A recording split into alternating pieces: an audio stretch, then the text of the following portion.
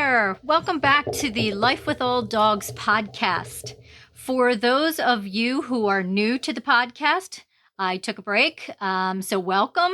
For those of you returning, thank you so much for returning. I truly appreciate it. For those of you that are new, my name is Dawn Mimnaugh, and I am the founding president and primary caretaker of Woody's Place Senior German Shepherd Sanctuary. Woody's Place is a 501c3 nonprofit organization. We are located in the gorgeous Pocono Mountains of Pennsylvania. And what we do is we provide lifelong care for abandoned and displaced German Shepherds 8 years and older. We try to act locally first, but if we have space, we will take nationwide. Someday, my lifelong dream is to have a bigger facility. Not here, it wouldn't work on this property, but somewhere else that we were able to, where we would be able to provide care for more older German Shepherds in need. So hopefully someday that'll come to fruition. All right, so let's get started with season 5 of the Life with Old Dogs podcast. Again, I did take a break. I'm going to be taking a break over the summer from here on out. So June, July, and August. It's going to be like school for me. I'm going to be off during the summer for the podcast. Still be doing some blog posts though. All right. So season 5, what we're going to be discussing in season 5 is, sorry, I'm looking at my notes here. I should probably put these on so I can see what I'm doing. So season 5, what we're going to be doing is we are going to be covering the importance of taking care of yourself as well as your aging German Shepherd. Now, if you are caring for a person or any living thing that is disabled, my cat's rearranging in the other room. If you are caring for any living being that's a naughty kitty, aging dogs, and a relative who has a disease or is bedridden for whatever the reason, you're a caretaker. That makes you a caretaker. I am a caretaker. And along with caregiving comes caregiver stress. We have a whole blog post about that and talked about that a little bit previously. And it's a real thing. So when you're caregiving, you're pretty much it's your life 24/7.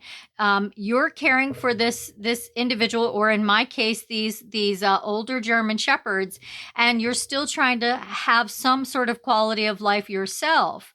You're still trying to get a little me time, go grocery shopping without losing your mind, pay your bills, eat appropriate foods, sit down and enjoy your meals, read a book if you want, go for a walk, something along those lines.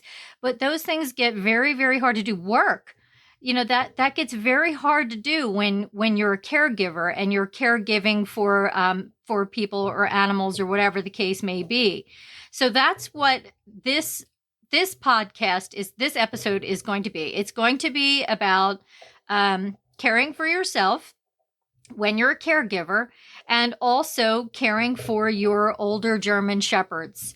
So I'm trying to think. I think we have like 7 or 8 episodes. Oh, hey, we have 9 episodes. We have 9 episodes, and we are going to have a couple of guests on. Let's see, episode 5 and episode 9, we're going to have some guests on. And the first guest is going to be speaking about our dietary needs and the importance of physical exercise and how to incorporate that with your older German Shepherd. Try to get it done both at the same time. And then episode 9, we're going to have somebody on who, I don't want to say who, but we're going to have somebody on who is going to cover the importance of your German Shepherd's health needs as they age, and what to be looking for, and how to deal with things when they come up, and how to prevent certain things. So it's going to be a good season, and I am pretty excited. So let's see here.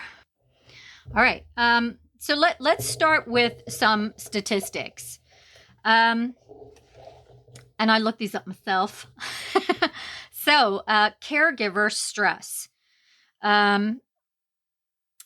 It's no secret that people who are caregivers, and again, I need to stress this, if you are caring for an aging German Shepherd, you're a caregiver. You're a caregiver anyway, because your animals, your dogs can't do stuff for themselves. You have to do it for them. But when they get older, they have more needs, and you have to be a little more hands-on than when they're middle-aged. So that's kind of what I'm talking about right now. But when you're a caregiver, and let's say you have a 10-year-old German Shepherd who has kidney disease, or a 9-year-old German Shepherd who has degenerative myelopathy, you are hands-on. You are doing lots and lots of hands-on activity with that older German Shepherd, whether it be putting them in and out of a wheelchair, or, and I hate saying that, it's not a wheelchair. I'm sorry. It's a wheel cart. I totally appreciate the people who make these devices, because we need them, but it's a cart. It's not a chair.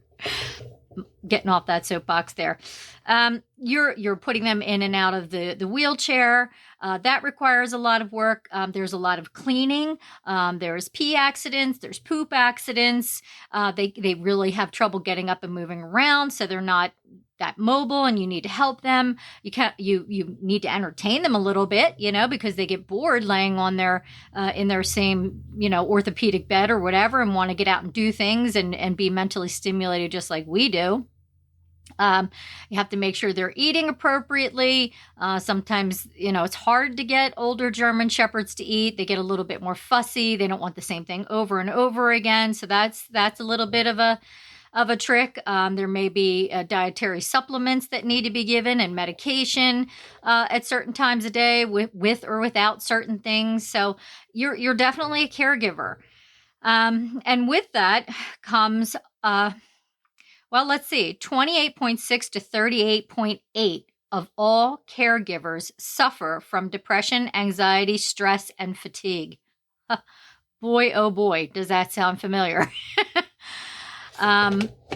It's no secret that a lot of veterinarians suffer from the exact same thing, because they are like the ultimate caregiver, right, in the animal world. So it is important for caregivers to take care of themselves. And how many times have you heard of, maybe it was a family member or a friend of a friend whose dad was on hospice, and the mother was taking care of the father, and she wasn't paying attention to herself. She wasn't taking time for herself. She wasn't eating appropriately. She wasn't going to the doctors, even though maybe something wasn't right and she knew it. And then he passed away. Okay, he passed away. And then she passed away not too long after him, because she had something bubbling too, like maybe cancer or something like that, and totally ignored what her body was trying to say to her, because she was so busy being a caregiver to him. I've heard that. I've heard this numerous times over and over again about a caregiver passing away when they had been caring for a loved one for, a year or more. So it's vital to care for yourself if you are a caregiver. All right. So those statistics right there, they're not surprising at all. 45% of all caregivers report chronic conditions themselves. If they do in fact go to the doctors, they have heart disease, or like I said, they may have cancer or diabetes or arthritis or something like that. And here, these are several of them are life-threatening as well. So my point is, if you're going to be a caregiver, it's not selfish to provide self-care for yourself. I mean, you have to take care of yourself, because if you don't take care of yourself, you're no good to anyone else, including your older German Shepherd, who, yes, does need you, but you also need to take care of yourself. So this is going to be the highlight of season 5 right here. We are definitely talking about taking care of ourselves, and then we are going to talk about taking care of our older German Shepherds as well. So the statistics, it just makes me sad, really, to look at them and to realize that, so many people are caregivers and end up suffering from things like depression, anxiety, and heart disease and diabetes and all that stuff. Arthritis, talks about arthritis right here. 45% people suffer from that who are chronic caregivers.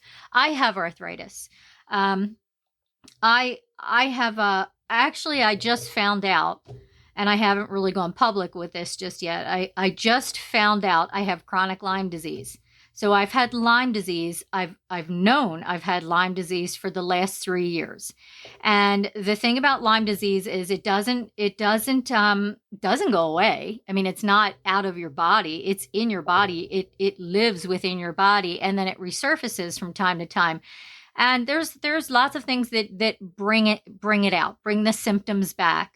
For me, I just had COVID in July. Yeah, July again. And I got over COVID, and I didn't feel good. I just wasn't feeling good. So you hear all this stuff about long haulers and all that stuff. And I was thinking, well, maybe that's it. But my hands hurt. Okay. My hands hurt in here and in here. And it's like someone took a sledgehammer to them. And I'm thinking to myself, this feels like Lyme disease, because whenever my Lyme disease surfaces, my hands start hurting, among other things. So I went to the doctors, and she was like, yeah, it's back again. You got to go back on the medicine and stuff like that. So the Lyme disease, it hurts my hands.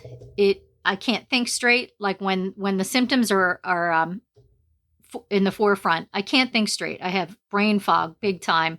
I'm lethargic. I could sleep and get up and just feel like I need another nap again. My body temperature is off. Let's see what else. My lower back hurts. My lower back hurts a lot, but it hurts more when Lyme disease is present. So I can do one of two things. As a caregiver, I can choose to ignore these symptoms and they will get worse.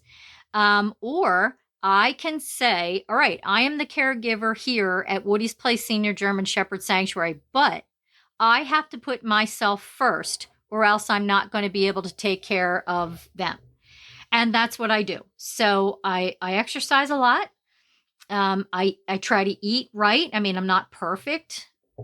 Sometimes a Reese's peanut butter cup is calling my name and I'm going to eat it. But for the most, I try to have nutritious foods.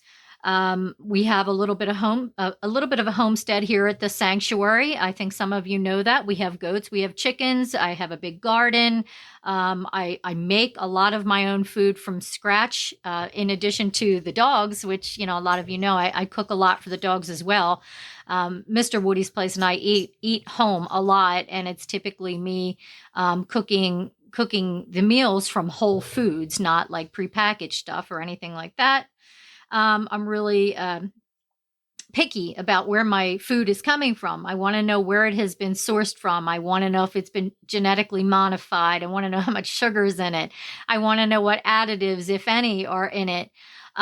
Because all of this it's important for my health. And if again, I don't take care of myself, I'm not going to be taking care of senior German Shepherds. And a few years back, I thought I was there. I really did. A lot of my friends and family can attest to the fact that I was at a point where I was like, I can't do this anymore. I just can't do it anymore. I mean, I was hurting so bad. And winters here are rough. They're no fun. It's so funny because it's not really the cold or the snow that affects me mentally and physically. It's the gray. It gets very, very gray here throughout the winter a lot, and that just ushers in seasonal affect disorder. And once that comes in, the physical illnesses follow suit, really. And, here I am still trying to care for all these dogs. So that's something I have to address in the future. But before I went down that giant rabbit trail, my point is, caregivers, they really kind of sacrifice themselves because a lot look at self-care as being selfish. Like, oh no, I can't go to the gym. I can't do that. I cannot go swim laps in a pool somewhere because I have to take care of, all of these dogs or, my sick relative or something like that. I don't have time to cook whole real foods and read labels and stuff like that. So I'm just going to do prepackaged stuff or, raviolis out of a can or something like that. And I'm telling you, that quick fix is going to do you in if you're a caregiver. It really is. Or if you're just constantly drinking coffee or Red Bulls or Mountain Dew or something like that, because the caffeine's giving you a giant jolt. And, then you have like this fake energy to keep up with things that you're trying to keep up with. That'll lead to heart problems. Like, that's right here in the statistics. 45% of all caregivers report chronic conditions from heart problems, cancer, arthritis, diabetes. All right. So it is not selfish. Not only is it not selfish to take care of yourself, it is imperative to take care of yourself if you are a caregiver and you are caring for older dogs in general, animals in general, people, whatever. If you're in that category, you have to take care of yourself first. All right. Let's see. Sorry, I'm reading without my glasses because there's a reflection, as you can see. So anyway, our first, this is the first episode right here. It's just an introduction. Oh my goodness. Introduction to what we're going to be covering here. So the next episode, we're going to be covering caregiving and mental health. Episode 3 is going to be caregiving and diet. Episode 4 is caregiving and your physical health. Episode 5, we again are having a guest on who is a certified nutritionist and also owns a gym. So I'm super excited about that because she's going to put together information to give to you about taking care of yourself and your older dog at the same time. All right. So I love that. I love when you can, put things together. Like an example of that would be I walk the dogs all the time here at the sanctuary. Like we are in the fields, we are in the woods, whatever. And we are constantly walking. We walk a lot. Short, frequent walks is what I do for the seniors here. As your German Shepherd gets older, if they can do longer walks, that's great. But the thing is, they may be doing that longer walk to appease you, but it's really not helping them because of their achy joints. So it's better to do short, frequent walks. All right. And you're not running a marathon or anything like that. You're walking, but you're letting them do snifaris and stuff like that. It's really just to get them moving. All right. Not running a race. So we do short, frequent walks. As you can tell from videos that we've had on in the past on social media, none of the dogs are on leashes unless, they're a newbie and I have to keep them on a leash for a little bit because we're all fenced in here and we have like fenced in areas inside of like this giant fenced in area.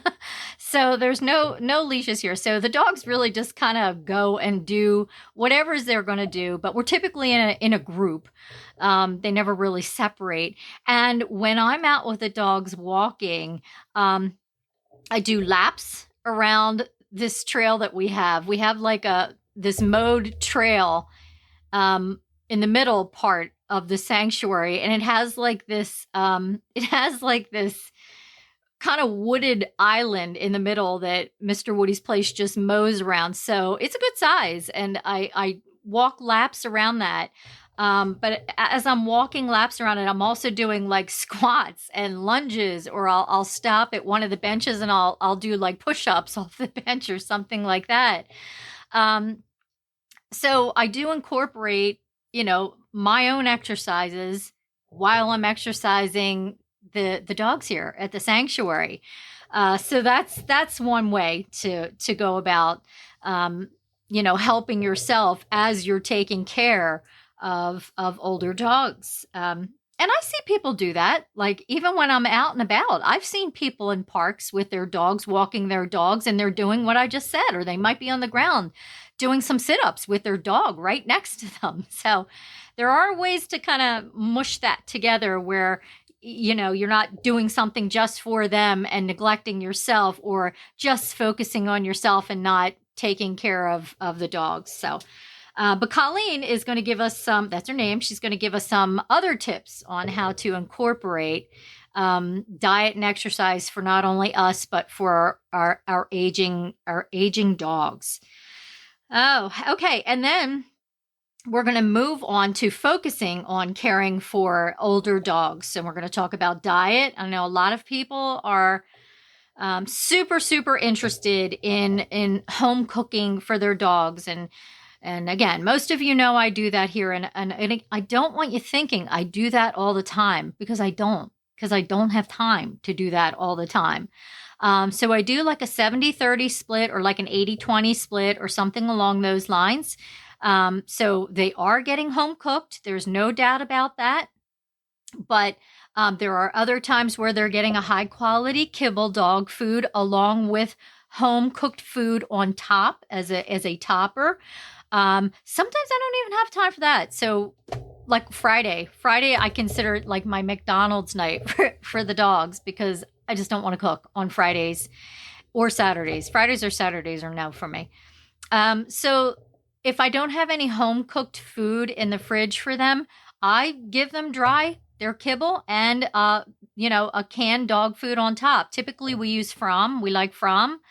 We do use Royal Canin as well. We do use canine caviar, so that we, mix it up a little bit. But like 1 or 2 nights out of the week, they are getting their dry dog food with canned on top. And I have to laugh. I'm giggling. I can't even keep a straight face saying it, because I swear, some of them look at me like, what is this slop? Like, the nerve of you putting this in front of me. Honestly, Brandy's a big one. Brandy's a tough nut right now, with her being a super senior. She's almost 14, and she is picky. Oh my goodness. She won't eat dog food. As a matter of fact, it's all home cooked, or, I'm just going to tell you this now. Sometimes chicken nuggets, sometimes hot dogs, sometimes turkey lunch meat. Sometimes she just eats cat food. It's whatever I can get into Brandy at this point, because again, she's 14. Maybe she'll be lucky enough to see 15 here in January 2023. I don't know if that's going to happen. I would be surprised if it does. But once they get to a certain point, it just doesn't matter. If they're geriatric like that and their life is really behind them, and I know some people are going to think this sounds really cold, it doesn't matter, because you're not buying them any more time. Okay? It's just like us. You're not buying someone more time. When their life is over, it's over. So if you're in the end stage of life with your older German Shepherd, and you can see them checking out, I don't fight. I don't fight with them to get them to eat the Royal Canin or the canine caviar or the From or whatever. And if she doesn't want ground turkey, I'm not giving her ground turkey either. If she wants chicken nuggets, that I'll make them here. It's not like I'm running to a store and buying chicken nuggets. I'll make what I consider chicken nuggets here myself. Then that's what she gets. If she wants sirloin steak chopped up with rice and her bone broth, that's what she gets. If she wants chicken noodle soup, that's what she's getting. I have a tough time with her, and I'm literally just trying to get anything that I can in her right now. So diet is important for older dogs, just as important as it is for when they're younger or middle-aged or whatever. But it does come to a certain point where it's like, okay, well, I've tried everything that I can. I'm just going to end up having to give you whatever I can get in you because, well, most of your tomorrows are gone. So that's sad, but it is the way that it is, unfortunately. So that's episode 6. Episode 7, we're going to be talking about their physical health and how to keep them as mobile as possible for as long as possible. And in season 8, we're going to be discussing their mental health. Again, it's like people. If the older we get, if we just sit around and we don't eat right, or we're not getting up and exercising and getting out and socializing with other people, we lose it. And that's when doggy dementia can set in, and doggy dementia is a real thing. We've had it here at the sanctuary. So I try to keep them as mentally stimulated as possible, and we're gonna talk about that in episode 8. We're gonna talk about different things that you can do to keep your older German Shepherd mentally stimulated, even if they're really at the end of their life, like I was saying, like about Brandy. There are ways that you can even help mentally stimulate them if they're bedridden and they really can't even get up off their bed. So we're going to talk about those. And then the last episode, again, we're going to have another guest come on. This is a professional, and she's going to cover the importance of, from her point of view, from a medical point of view, how diet, physical health, and mental health all come into play for older German Shepherds, and how you can optimize all 3 of those areas to help your older German Shepherd live the best life they can possibly live, regardless of what stage they're in. So it is going to be a good season, and I am very, very excited about it, and I hope you are too. So from here on out, again, I know I took a break for the summer, but from here on out, we're going to have a podcast episode once a week, okay? And it's typically going to drop every Wednesday. If you can listen to it on all major podcast platforms, it's also on Facebook, and it's also on Instagram, and it's also on our website. If you want it sent right to your email, so you don't have to search any of those other places or whatever, you can go to our website. It is wpsgss.org. And right there on the first page, just scroll down. I think our events are up top. And then below that, on the left-hand side, there's a postcard. And it just asks if you want to join our tribe. And if you would like to join our tribe, just fill out that information. It's just your name and your email address. And we will send you our weekly newsletter, which will include the latest podcast link for you to download.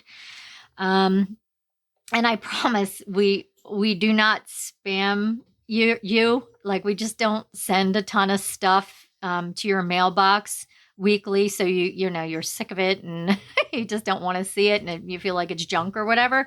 We don't do that. It's just once a week, and that's it. And your choice.